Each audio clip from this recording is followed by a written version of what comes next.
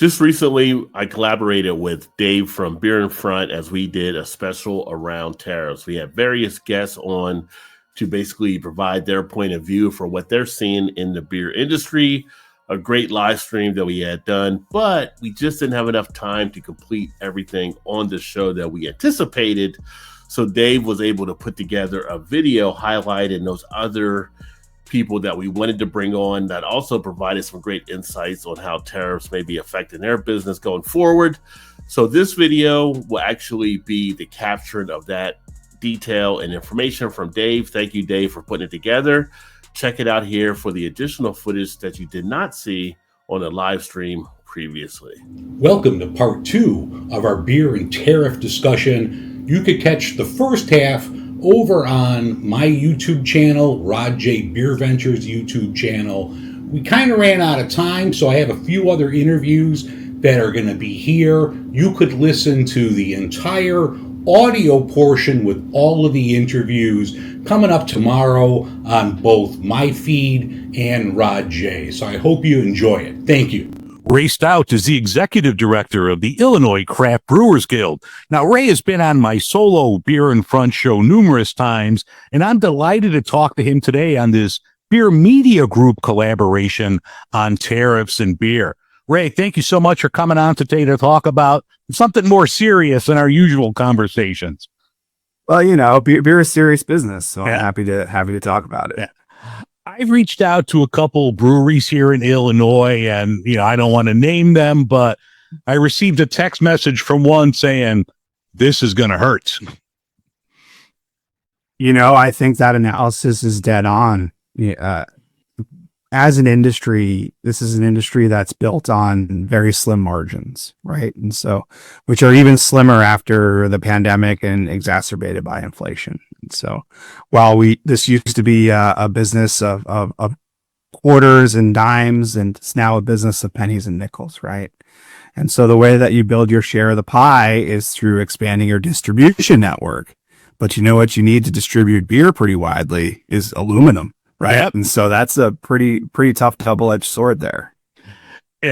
Between the aluminum and steel tariffs in place, the Canadian tariffs are on again, off again. Who knows from the time we record this to Tuesday when we air it? I'm sure it'll change a couple more times.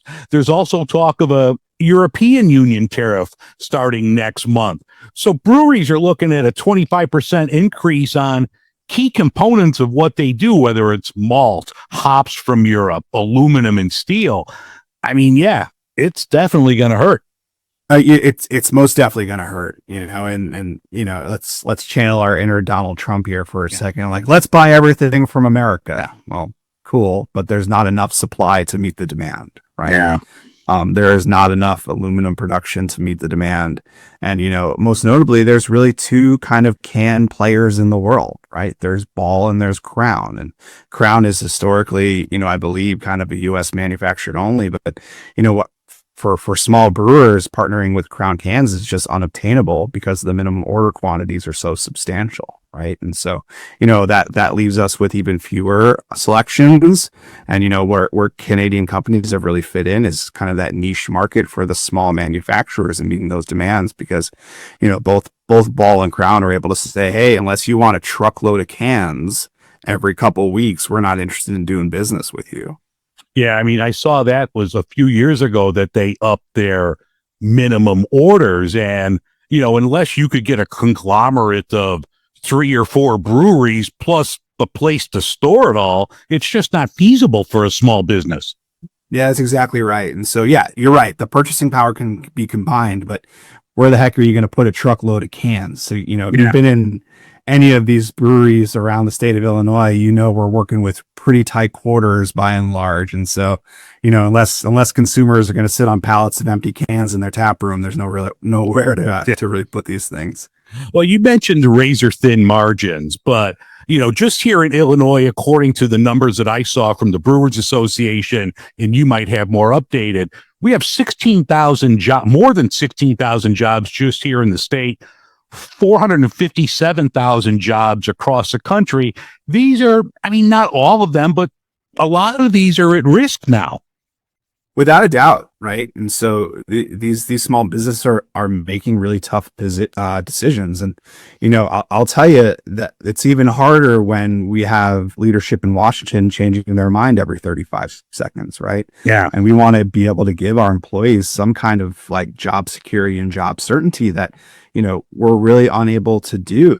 There's no industry out there right now, probably besides some of the more well-funded and potentially corrupt ones, that are able to weather 25% swings in the costs of production without making significant cuts to other costs. And right now, breweries are really looking at what are the cost drivers, and besides just making the beer, it's keeping people employed. And you're right, 16,000 jobs is that magic number right here in the state of Illinois. And the World Beer Institute recently put out a great study that says one brewery job creates another 4 to 5 jobs up and down the supply chain. Right. And so those trickle down to artists, those trickle down to can manufacturers, those trickle down to unionized truck drivers, and everything in between.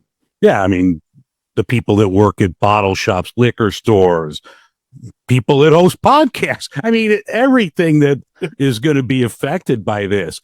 Normally, like I would say, just, hey, reach out to your local politician, your congressman, your senator. Something tells me this isn't going to work this time. The people making these decisions aren't listening. What do you think, or what do you suggest that, consumers like me do? While sometimes reaching out to your legislator and writing them a nasty message is cathartic in a variety of ways, but I really do think our leadership in Washington needs to hear us, right? We look at Illinois as like, oh, it's a blue state, nothing matters. But once you get outside of Cook County, you start looking at the letters after the names of these representatives. There's a fair amount of Republican leadership here in the state of Illinois, and those folks need to hear from consumers. Those folks need to hear that this is going to affect my business. Those folks need to hear this is going to put people out of work. Those folks are going to need to hear, like, my 30 pack of Busch Light is going to cost $2 more, right? And like that's the kind of stuff that I think helps change hearts and minds, is making these stories local and show the impact on not only consumers but the local communities in whole. Now, yes, you mentioned, I mean, outside of, Cook County and maybe the collar counties, Illinois is mostly farmland. It's 76% of our state, I think, is farmland. It's the number one soybean producing state in the country. We produce the number 2 amount of corn in the country. I talked to a malt house yesterday, and they were saying that, barley is more of a winter crop. We talked before we hit record here how you said that the soil's not really great in the state for barley. Do you think there's any way that, maybe we could start growing some of this, or it's just not feasible? So, I mean, there's a couple of problems that come along with trying to grow barley for malting.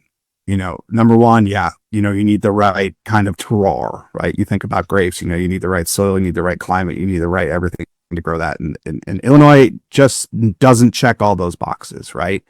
You'll see some of the northern states do a really great job.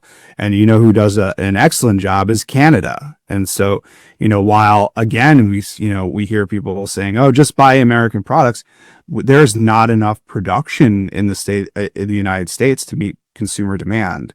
And so, number one, you have to grow it, but number two, you have to malt it, right? That's an entirely different process that, is mostly focused around areas in which the crop is readily available. And so, you're talking about growing it in one place, sending it, trucking it to a malt house, and then trucking it back. That adds substantial costs and time into the supply chain that no small business is really able to weather right now. And so I think what we don't talk about enough is kind of the geopolitical climate which affects beer.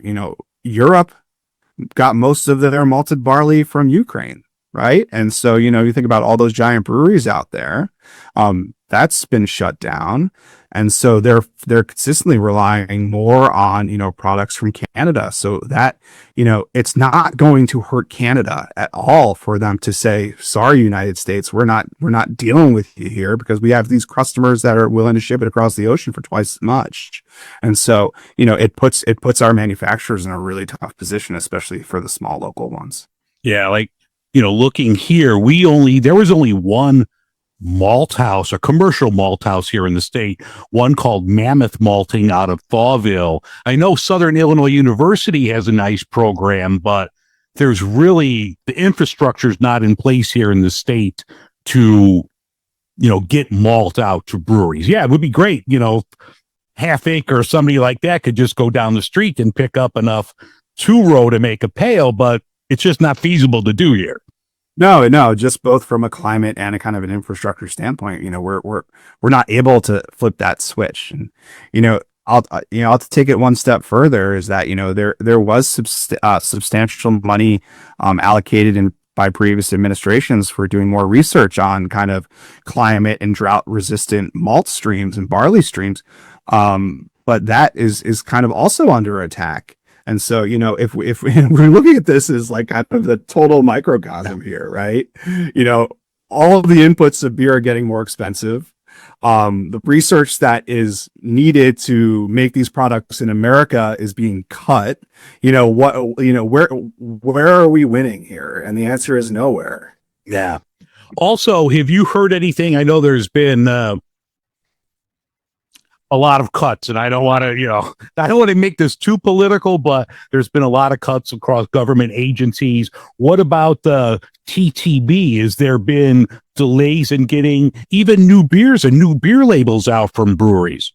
Yeah, that's a great question. So there's a couple of things coming down the pipe in the federal government right now. Is number one, yes, across the federal government, agencies are being asked to cut back on their staff. And TTB for your listeners that aren't kind of necessarily familiar with kind of the government side of beer is the entity that's in charge of, approving ingredients and improving labels and to make sure they meet the requirements set forth in the federal government. And, while those label approvals have historically, been done in a matter of days to week.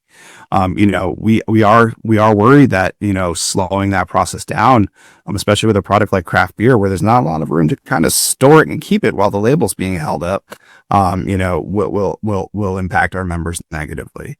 And so, that's a real concern that we're dealing with. Well, let's not make this all doom and gloom here. I know we have Illinois Craft Beer Week is coming up in 2 months. Any news on that?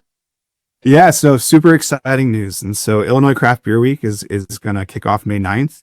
We're moving beer under glass to a indoor-outdoor location like it was in previous years. We're moving to the rooftop of the Harris Theater. And so that's a wonderful, wonderful location for folks who've never been there, overlooking Millennium Park and the skyline of the city.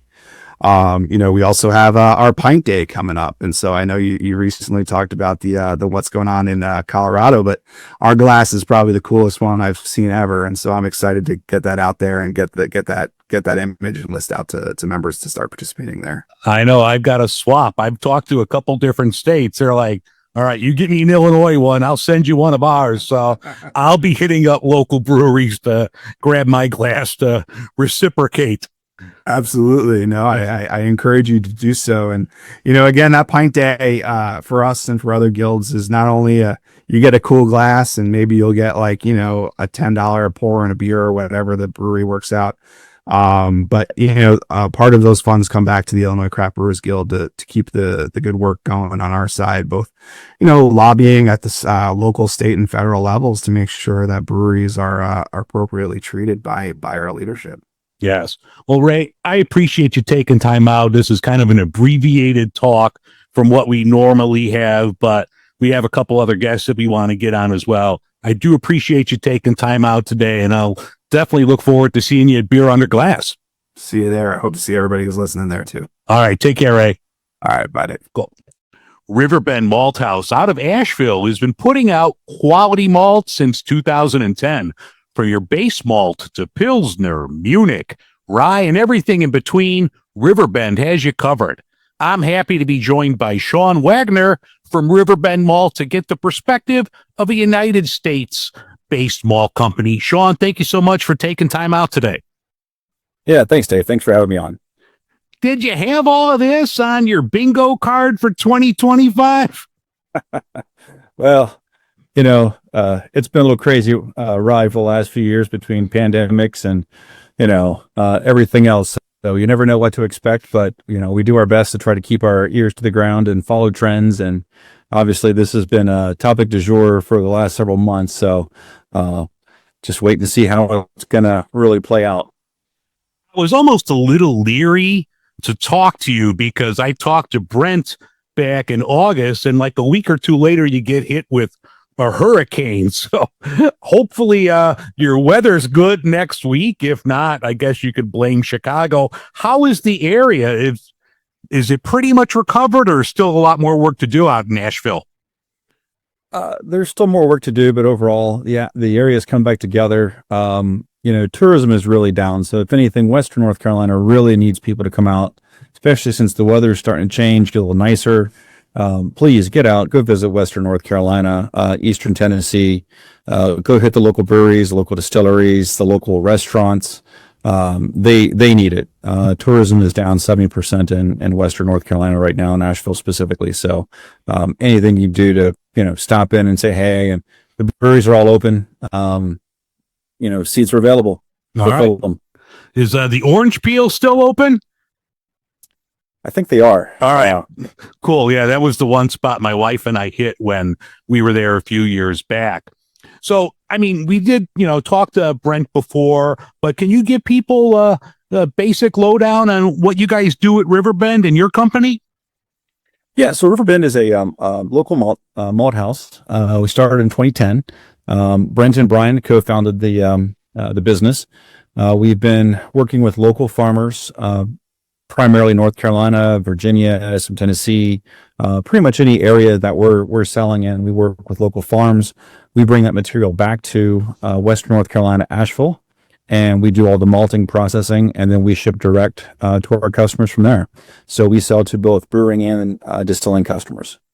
What other types of products do you have for breweries and distilleries? I know I mentioned a few of your malts, but what else do you have at Riverbend?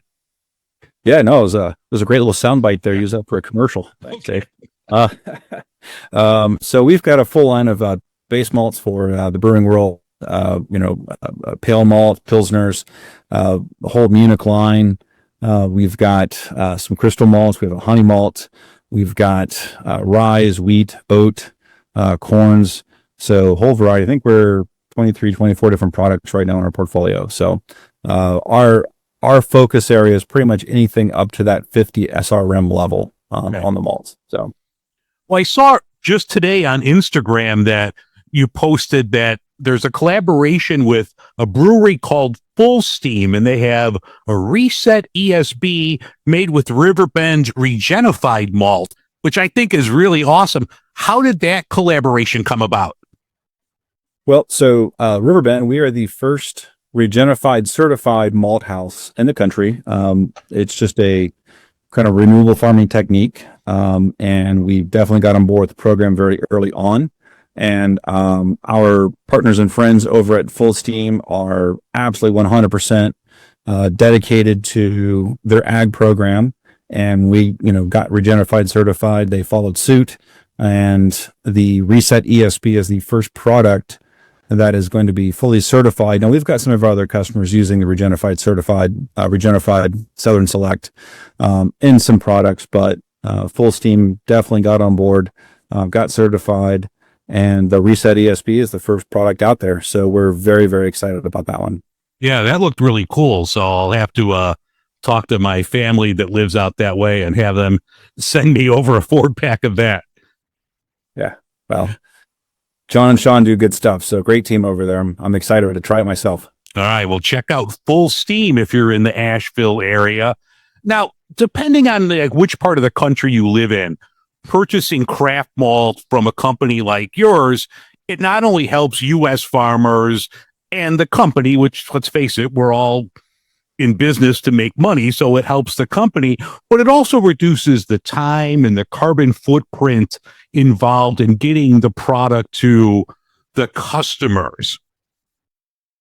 Oh, absolutely. So, we talk about local. We're very much committed to that whole program, right? So we started in 2010 there in Asheville, sourcing local barley, local raw products, doing the malting, and we've built our business on that.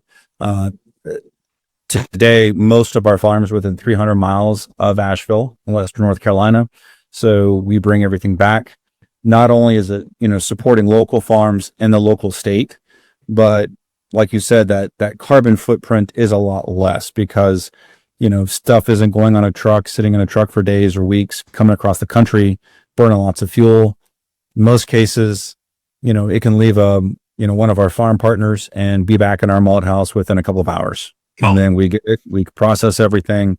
And in most cases, a lot of our stuff is only weeks old by the time it goes back out as a finished product to our customers. Oh, that's awesome. So yeah, the breweries, they're getting fresh product. That's fantastic. That's correct. It's still early in the game. And as we're talking on Thursday, the 6th of March, now the Canadian tariffs are on hold for a month. So who knows where this is going, but have you heard from your contacts any talks of American farmers switching from products like soybeans or anything else to barley or wheat for beer and distilling? Well, we're constantly talking to new farm partners as well as we continue to grow as a company. As we continue to expand and do more and more and produce more every year, we're constantly bringing on new farms, getting our farmers to give us more acres. Most of the barley, though, that is grown in the Southeast, Avalon, Violetta, Calypso, they're winter barleys. So that means they're going in the ground later in the year, and the harvest is going to be somewhere around mid-May to mid-June, depending on the region where they're at.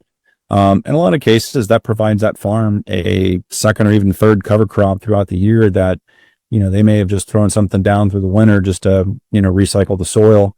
But in this case, now they've got a crop that's going to be profitable for them. And, we work with our farm partners, throughout that growing season to make sure everything's on track and they can optimize their yields. So we're definitely seeing some of that. And again, they might grow soybeans during the summer and grow barley in the winter. So perfect. That's a win-win. If there is, and hopefully there is, a pivot to more of a United States malt, especially with base malt, will your farmers, will they be able to satisfy that demand, do you think? Yeah, we're constantly expanding. I mean, just this year alone with Avalon taking off and using it more in a lot of our other core products, we've already got more acres of Avalon growing this year in anticipation of more sales this year. So we're kind of trying to stay ahead of that curve the best we can, and constantly, growing that. So we're going to do everything we can to keep growing, but we definitely have lots of acres out there, lots of capacity, between us and then other local malt houses as well. So. All right. Well, that's cool. Yeah. I know I'm going to talk to another one soon, probably tomorrow. The one thing in Illinois, we do so much with soybean and corn. We really don't. There's like one local malt house here in the state of Illinois. So hopefully that'll increase, or hopefully we could get another one here soon to satisfy the Midwest market. Right. Like, we were talking about being in business, and farmers, they're business people too. Do you think their margins will be enough for, them to plant the product, for you to produce the product and still be at a competitive price point with Canadian malt? Well, so we work with, us specifically with Riverbend, we pay a little bit higher than most for our farmers. But again, we work with them. We're trying to maximize our yields, where we try to be a good partner. We pay our farmers more. We pay our staff more living wages. So we're very much, malt with a mission. So we want to continue to make sure that this is obviously beneficial for them to continue growing a product that we can use for our customers and source all of that. So, Yeah, I think as we continue to bring on more farm partners, they're definitely seeing the value in working with us and working with growing products for our industry. All right, well, that's cool. Like if a brewery wants to get a hold of you and get a hold of RiverBend, how would they do so? Our website is riverbendmalt.com. And if you want to get a hold of me directly, you can get a hold of me. It's Sean, SHAWN at riverbendmalt.com.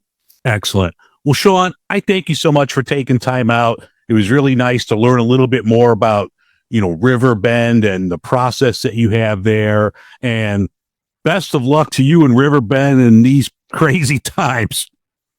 Well, I certainly appreciate it. Thanks for having me on, Dave. Okay, take care, Sean. All right, Bottles and Cans has been around since 2012 and is one of Chicago's finest bottle shops and liquor stores. From beer and wine to spirits and THC beverages, they have you covered. They have 2 locations, 6401 North Central Avenue and the one I'm at now, 4109 North Lincoln Avenue. I'm happy to talk today to Eric Blythe, the buyer and general manager at Bottles and Cans. Eric, thank you so much for talking today. Yeah, thanks for having me. I mention this location on the podcast all the time when I pick something up and when asked for Illinois Brewing Magazine. Both you and the staff here, which is the store I'm most familiar with, are second to none, have helped me out immensely with suggestions, everything like that. How did you get started in the alcohol retail business? This is actually my first job in the alcohol industry. Yeah, I've actually been at Bottles and Cans coming up on 12 years now. Okay. So I was the very first employee here, and have been here the longest, of course. Oh, so. That's awesome. Yeah, this is a great spot. When most people think of jobs in the brewing industry, they always focus on breweries itself, but there's so many other jobs associated with alcohol. You have printers, you have truck drivers, construction workers, transportation workers, and people like yourself in the retail business. How concerned are you if prices start going up? I mean, we've seen the trend recently, as well as we've seen the trend over the last 5-10 years of prices have gone up. Yeah, is it concerning? Yeah, sure, a little bit, but it's something that people can adjust with here and there. If things go up $1 on the shelf, it's not super concerning. When things go up $5 on the shelf, that's when people start to really second guess things. Yeah. I mean, you can kind of look at egg prices of when they're 99 cents a dozen or $1.99 a dozen, not that big of a deal. When they're $10 and $12 a dozen, people start to second guess if they want to get a dozen eggs. When they're more expensive than the rotisserie chicken. Exactly. Yeah. Exactly. And so it's the same thing with alcohol, whether that's beer, wine, or spirits. When things go up in price, yeah, it's people start to look at their wallet and look to see if they really need that 6-pack or that bottle of whiskey. Sometimes it's a no, let's hold that off for next week. And yeah, we all have to kind of roll with the punches here and there. Yeah. So for years, it seemed like $9.99 a 6-pack was the breaking point with people. Mm-hmm. And, we've long blown past that with 4 packs of craft going for, $15, if not more. Mm-hmm. What do you think is that magic number that, people are like, I'm going to pick this up, or maybe I'll get something else? I mean, to be honest, it varies person to person. It depends on your income, actually. But yeah, I feel like the average price right now is in that like $15 or so. And so I feel like when beers get above $20, people really start to second guess if they're really wanting to do that. But I feel like what used to be $9.99 is now $15.99.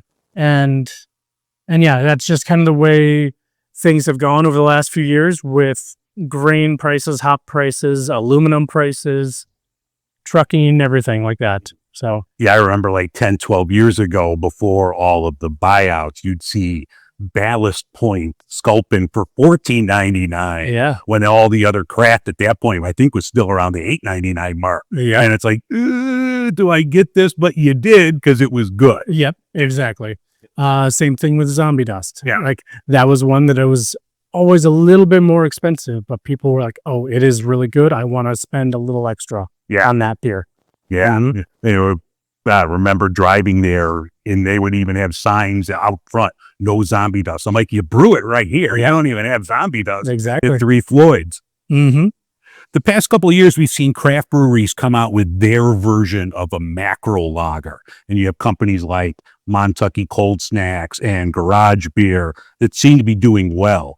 Do you see more of that if breweries are cutting back a little bit? A little bit. I think that's also a trend that we see customers that are kind of gravitating towards classic styles. Sometimes they want just that, quote, beer flavored beer. And they want to be able to drink 5, 6, or 10 of them in a day.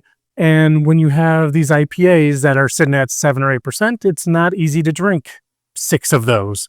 Where when you have a 4.5% light lager, you can drink 6 of those a little bit easier. Yeah, you have Cold Time. Mm-hmm. Three Floyds has their version. Just mentioning Three Floyds, that's really good. Yep. Surly just came out with a brand new one as well. Yeah, it's a fantastic option.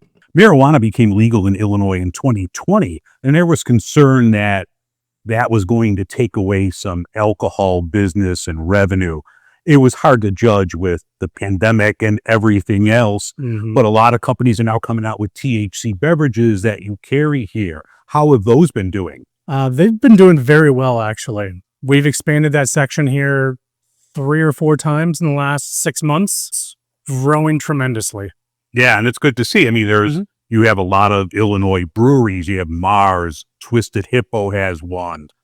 City has one. Maplewood has some. Yeah, there's many. With their Choom line, I know there's just, it seems like that's really growing in the state, which is cool. Yeah, it is. It's really fun to see. And it's something that people have really gravitated towards for whether that's health reasons, whether that's just kind of a fun alternative to beer or alcohol. Like, it's just a really interesting thing to see.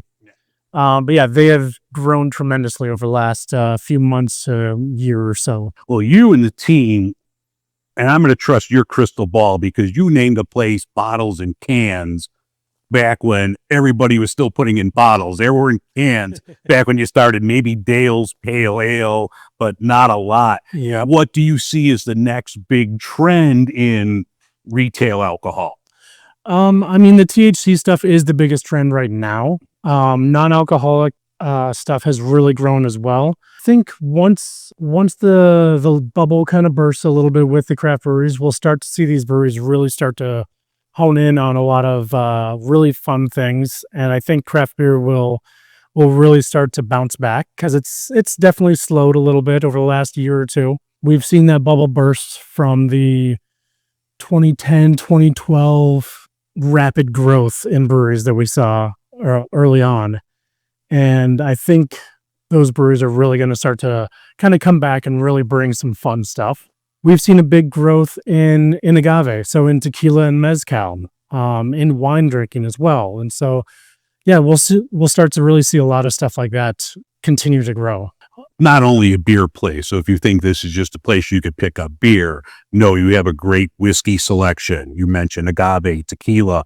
You have a wine selection. What else can people expect when they come into Bottles and Cans? Yeah, I mean, we've got great craft beer. Like, this store was originally built on craft beer, and we've grown and we've adjusted, and the neighborhood and our customers have really wanted more wine and spirits and more alternatives. And while we still have great craft beer, we have a great wine selection and a great spirit selection that are focused a little bit more on small producers, and we try everything that comes in. We want to make sure that it's great product, it's great packaging, it's good prices, it's stuff that people are looking for, and we want to make sure that we're bringing in product that's good for the planet as well. That, like, we've got organic and sustainable wineries. We've got agave that's coming from farmers that are getting paid well and things like that.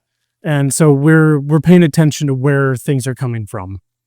Yeah, that's good. So if you're either one of their locations, Once again, they had 2 locations, 6401 North Central and the Lincoln Avenue one at 4109 North Lincoln Avenue in the North Center area. Eric, I thank you so much for talking today. It was really good to get the perspective of somebody that doesn't have a long beard and work in a brewery. Thank you very much for having me. This was a lot of fun. Cool. Thank you.